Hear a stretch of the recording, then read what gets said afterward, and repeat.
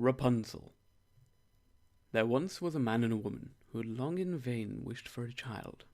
At length the woman hoped that God was about to grant her her desire. The people had a little window at the back of their house, through which a splendid garden could be seen, which was full of the most beautiful flowers and herbs. It was, however, surrounded by a high wall, and no one dared to go into it because it belonged to an enchantress who had great power and was dreaded by all the world.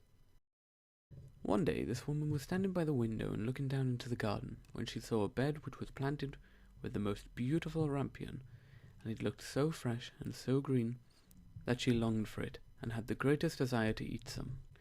This desire increased every day, but she knew she could not get any of it, and quietly pined away and looked pale and miserable. Then her husband was alarmed and asked, "What aileth thee, dear wife?" "Ah," she replied, "if I can't get some of that rampion which is in the garden behind our house, I shall die."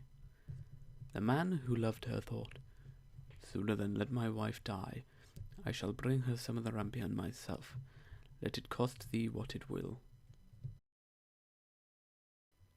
In the twilight of the evening he clambered down over the wall into the garden of the enchantress, hastily clutching a handful of rampion, and took it to his wife.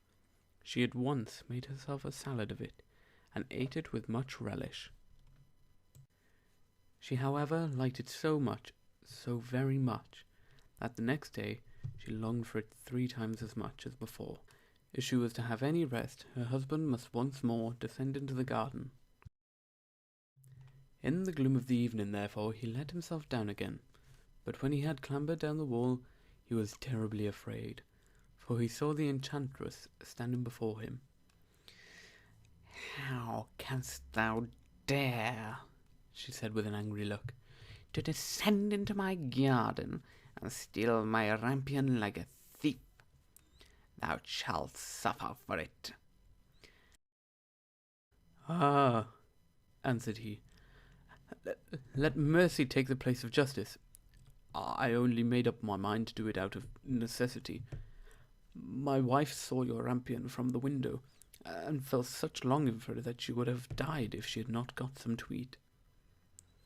Then the enchantress allowed her anger to soften, and said to him, "If the case be as thou sayest, I will allow thee to take away with thee as much rampion as thou wilt. Only I make one condition. Thou wilt give me the child thy wife will bring into the world. It shall be well treated, and I will take care of it like a mother." The man in his terror consented to everything, and when the woman was brought to bed, the enchantress appeared at once, gave the child the name Rapunzel, and took it away with her. When she was 12 years old, the enchantress shut her into a tower, which lay in a forest, and has neither stairs nor door, but quite at the top was a little window. When the enchantress wanted to go in, she placed herself beneath it and cried, "Rapunzel, Rapunzel, let down thy hair to me." Rapunzel had magnificent long hair, fine as spun gold, and when she heard the voice of the enchantress, she unfastened her braided tresses, wound them around the hooks of the window, and then the hair fell 20 ells down, and the enchantress climbed up it. After a year or 2, it came to pass that the king's son rode through the forest, and went to the tower. Then he heard a song, which was so charming that he stood still and listened. This was Rapunzel, who in her solitude passed the time in letting her sweet voice resound. The king's son wanted to climb to her, and looked for a door to the tower, but none was to be found. He rode home, but the singing had so deeply touched his heart that every day he went out into the forest and listened to it. Once, when he was thus standing behind the tree, he saw that an enchantress came there, and he heard how she cried, "Rapunzel, Rapunzel, let down thy hair." Then Rapunzel let down the braids of her hair, and the enchantress climbed up to her. "If that's the ladder by which one mounts, I will for once try my fortune," he said. And the next day, when it began to grow dark, he went to the tower and cried, "Rapunzel, Rapunzel, let down thy hair." Immediately the hair fell down, and the king's son climbed up. At first Rapunzel was terribly frightened when a man such as her eyes had never yet beheld came to her. But the king's son began to talk to her quite like a friend, and told her that his heart had been so stirred that it would leave him have no rest, and he had been forced to see her. Then Rapunzel had lost her fear, and when he asked her if she would take him for a husband, and she saw that he was young and handsome, she thought, "He will love me more than old Dame Gothel does." And she said yes, and laid her hand in his. She said, "I will willingly go with thee, but I do not know how to get down. Bring with thee a skein of silk every time thou comest, and I will descend, and thou wilt take me on thy horse." They agreed. They agreed that until that time he should come to her every evening, for the old woman came by day. The enchantress remarked nothing of this until Rapunzel said to her, "Tell me, Dame Gothel, how it happens that you are so much heavier for me to carry up than the young king's son. He is with me in a moment."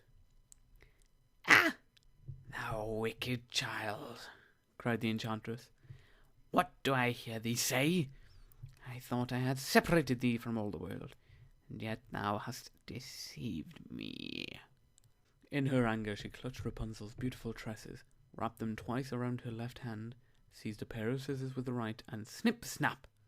They were cut off, and the lovely braids lay on the ground. And she was so pitiless that she took poor Rapunzel to a desert where she had to live in great grief and misery. On the same day, however, that she cast out Rapunzel, the enchantress in the evening fastened the braids of hair which she had cut off to the hook of the window, and when the king's son came and cried, "Rapunzel, Rapunzel, let down thy hair," she let down the hair. The king's son ascended, but he did not find his dearest Rapunzel above, but the enchantress, who gazed at him with a wicked and venomous look. "Aha!" she cried mockingly. "Thou wouldst fetch thy dearest, but the beautiful bird sits no longer in the nest. The cat has got it and will scratch out thy eyes as well. Rapunzel is lost to thee. Thou wilt never see her no more." The king's son was beside himself with pain, and in his despair he leapt down from the tower. He escaped with his life, but the thorns in which he fell pierced his eyes. Then he wandered, quite blind, about the forest, ate nothing but roots and berries, and did nothing but lament and weep over the loss of his dearest wife. Thus he roamed about in misery for some years, and at length came to the desert where Rapunzel. He heard a voice, and it seemed so familiar to him that he went towards it. And when he approached, Rapunzel knew him, and fell on his neck and wept. 2 of the tears wetted his eyes, and they grew clear again, and he could see with them as before. He led her away to his kingdom, where he was joyfully received, and they lived for a long time afterwards, happy and content. The end.